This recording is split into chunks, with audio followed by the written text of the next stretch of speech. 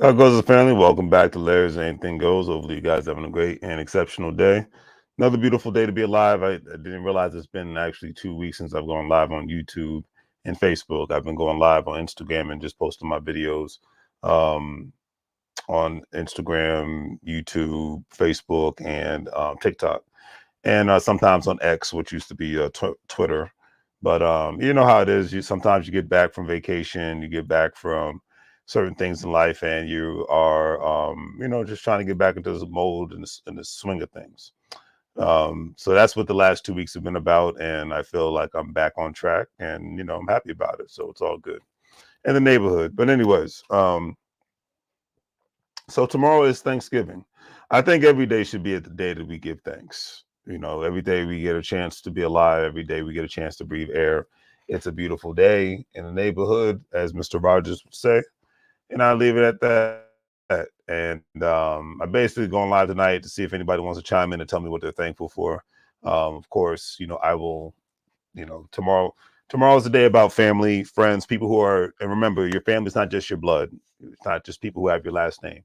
Your family is the people that you're there for, that are there for you, that you would ride and die for, and they would ride and die for you. That's what family is. Last name and the bloodline is just a plus. But if they're not doing that for you in any specific manner, in any specific way, then to me, they're not really a family. They're just a freaking person that just wants to talk about things that have nothing to do with your productivity or you as a family unit's productivity. I always say America has shifted back to the Great Depression days of not. Now, are we living in the Great Depression? Absolutely not. But when I say we shifted back to the Great Depression days, during that time frame, people had no choice but to families had to stick together. They had no choice but to they had no choice but to look at things differently. They had no choice but to pull their resources together. Back during, if you even think about it, back during that time, it was normal for all the families to sleep in one bed. All the kid, like the concept of kids having their own bedroom back then, unless you were rich and well to do, most working people, it was like 3 to 4 people in a bed, you know, and that was normal. I remember was the other day I saw 50 Cent's life story, Get Rich or Die Trying movie that they were showing, and it showed how he had to share a bed after I think his mom passed away. He had to go live with his grandparents, and there was already a bunch of other kids that were living there, and how he had hand me down shoes with holes in them, and how he had to sleep in a bed, share a bed with like 3 or 4 other people and whatnot. And that was the norm. I remember, heck, watching. That was, like I said, that was the norm for a lot of people, and that movie was based back in like the '80s and whatnot, '80s, early '90s, um, when his childhood was. Then I remember, watching the movie The Jackson, about the Jackson Fives and whatnot, and how when they were growing up in Gary, Indiana, I think they only had like a 2 bedroom, 3 bedroom house, and all the kids. I'll never forget that all the kids and the sorry about that. I think my computer had an issue for a second. Sorry about that. But yeah, all the kids, and let me take this off and let me take that off. Yeah. All right. All the kids in the Jackson Five family at that time. Not all the kids were born yet, but that's when the father of the, and this is based off of the movie. I know it's not 100% accurate, but just bear with me.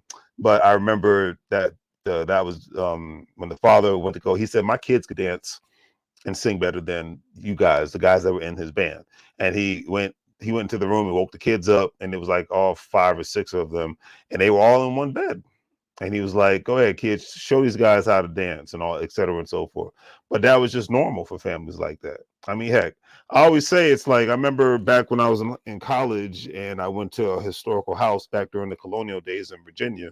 I remember um, it was normal, 1 bedroom per house. If you just think about, the original colonies in the United States of America, well, back at that time they were considered colonies, not states. Like Virginia was a colony, it wasn't a state.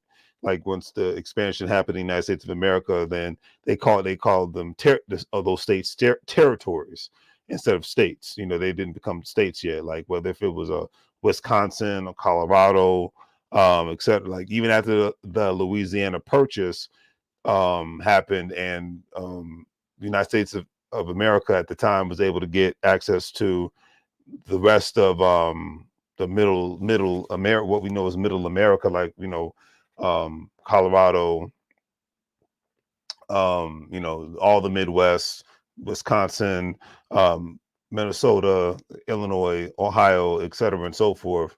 Well, not Ohio, but yeah, all those other states. Um, they were considered to be territories at the time and not states.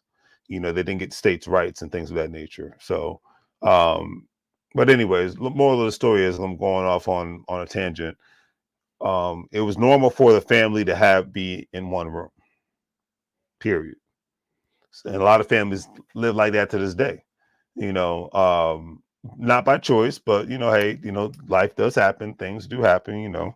Life can kick you in the butt. It is what it is. Um,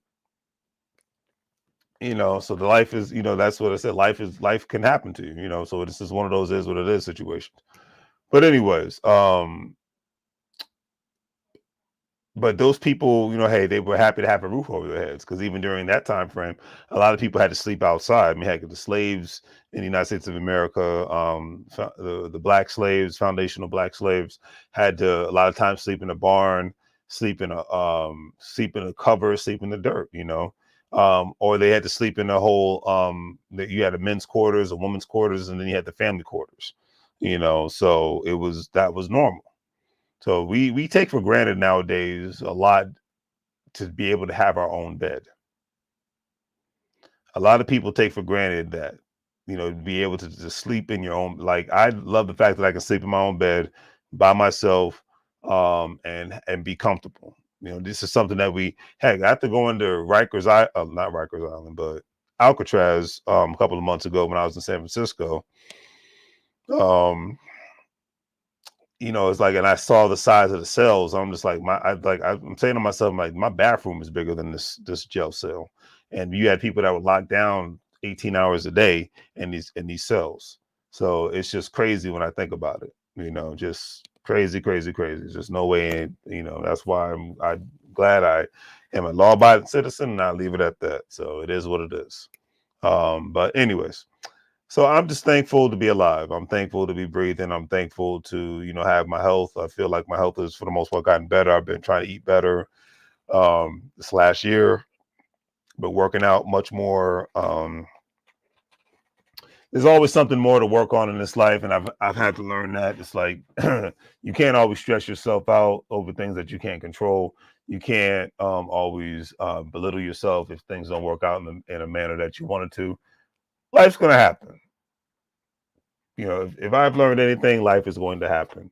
But and another thing is I'm thankful for is just, for great friends and great families. Not just the people that always hit me up because they need something, but great friends and great families. Because at the end of the day, so I look at Diddy's situation. If you didn't hear about it, that's why I wasn't going to base this live video off of Diddy and this one young lady. Got her name because that's how relevant she is, but let me look it up real quick. But anyways, long story short, they settled out of court for $30 million, because I know she claimed that he, um, like I said, this is all allegedly, that he sexually abused her, that he kidnapped her, held her hostage, and things of that nature. So, like I said, they settled out of court. Whether it's real, whether it happened or not, I'm not going to speculate because I don't know all the specifics. All I know is usually my opinion on this situation is when somebody usually goes through this, they try not to settle out of court. Oh, excuse me. Legal troubles. All right. Yeah, his former girlfriend Cassie, the R&B singer, accused him of raping, sex trafficking, and physically abusing her while they dated. Terms of the settlement announced Fridays were not disclosed, so I leave it at that.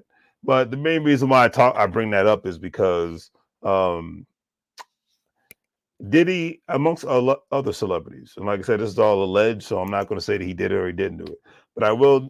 One thing I have noticed that I never really paid attention to until the pandemic happened, because I had more time on my hands to pay attention to insignificant things like this.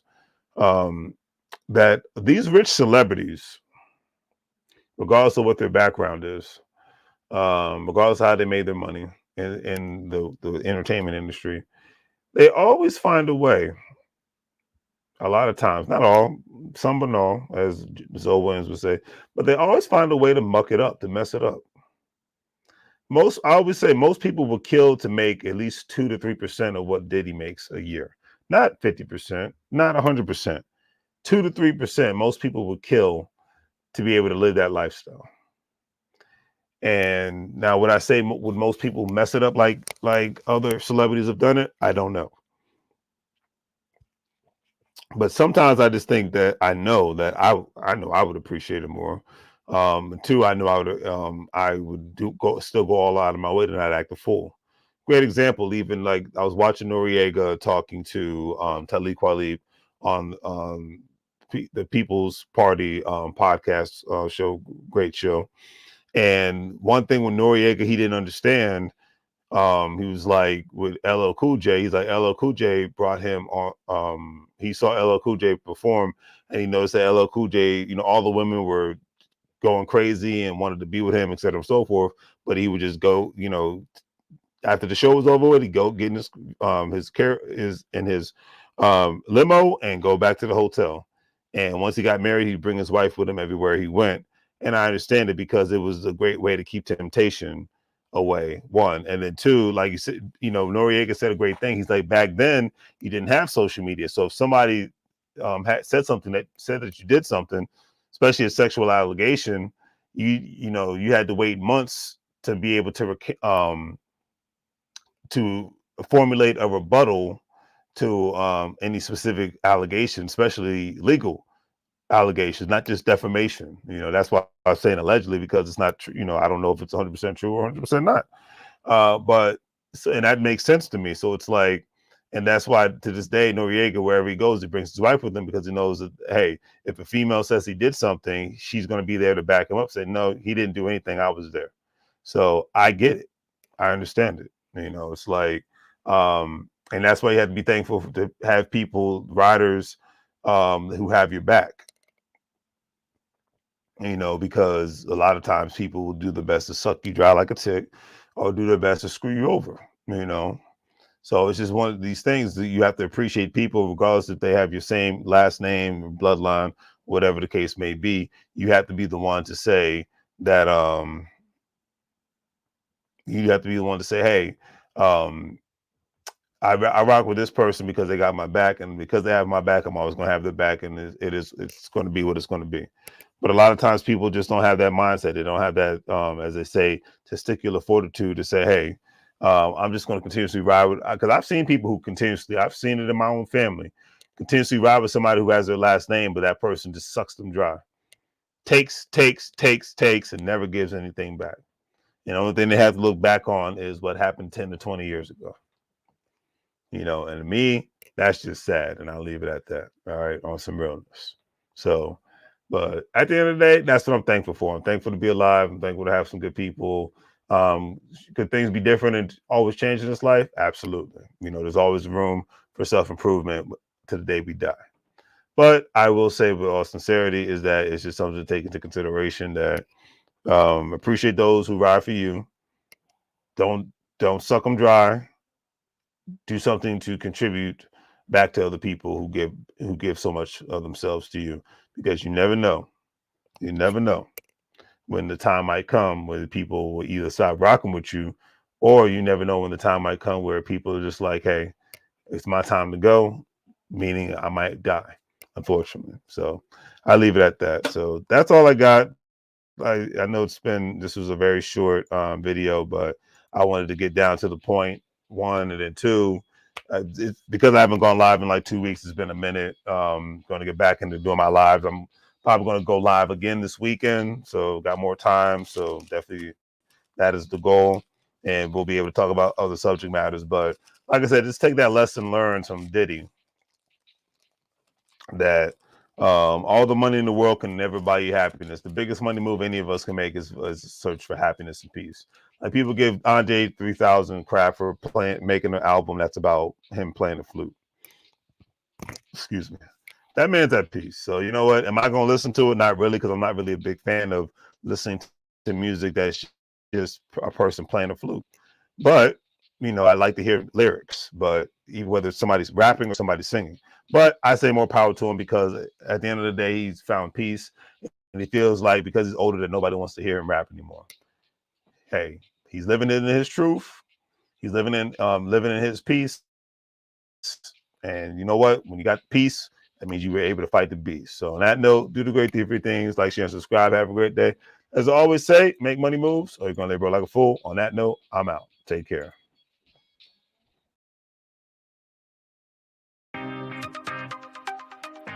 Hello, everyone. Welcome back to Larry's Anything Goes. Hopefully, you're having a great day.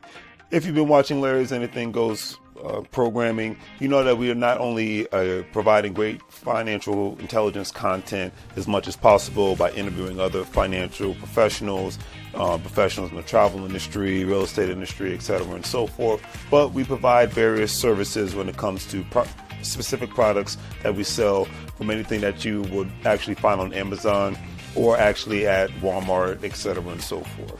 And we are actually providing specific products due to today's current crisis and whatnot, to ensure that we provide the right services and products that you need at a reasonable price when it comes to medical face masks, when it comes to hand sanitizer, and when it comes to latex gloves and things of that nature, and etc., and so forth, toilet paper, paper towels.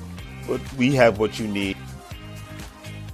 Also, family, don't forget that Larry's Anything Goes is a part of an affiliate marketing network known as Gold Standard Partners, where you have the opportunity to buy cryptocurrency and allow others to invest with you as becoming an affiliate marketing partner. And obviously, if they purchase a package with the program, you're able to make money off their package purchases and make money off of their crypto purchases and things of that nature. If you want to join, please follow the links in the description, and I'll give you a call as soon as you sign up and purchase a package, and we'll go from there.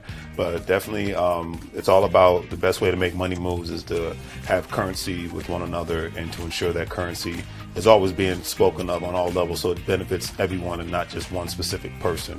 That's a lot of things that people forget about. So think about joining the program, and we'll be able to go from there. But if not, either way, it's always appreciated. And thank you for watching. And hopefully you guys have a great day and continuously make money moves, so you don't live like a fool. Take care. As you can see, with our various products, we have our financial apparel, as you see, wearing There's Anything Goes t-shirt, financial intelligence is sexy, face masks, latex gloves, things of that nature, to obviously ensure the safety of you and your family all at the same time. We want to ensure that you get the best products and see the actual products that we're actually providing for you, and giving you another view of not only the shirts and the medical masks, but actually another view of actual latex gloves and the actual hand sanitizer. Because one thing we've learned throughout this unfortunate crisis is that we have to take more precautionary measures to ensure not only the safety for ourselves, but for our families. And having a great pair of hand sanitizers, latex gloves, and medical face masks will ensure that safety. And with all that being said, hopefully you guys will check out our online store. We have the various products that you see here. With a couple of clicks, especially if you're paying via PayPal, it makes life that much easier for you to purchase our various products, especially during this unfortunate situation. You see the apparel from Larry's Anything Goes. We have the medical products when it comes to hand sanitizer, latex gloves, medical face masks, things of that nature, and various other products. So please check out Larry's Anything Goes. Support small local businesses. We greatly appreciate it, and hopefully that you have a good day.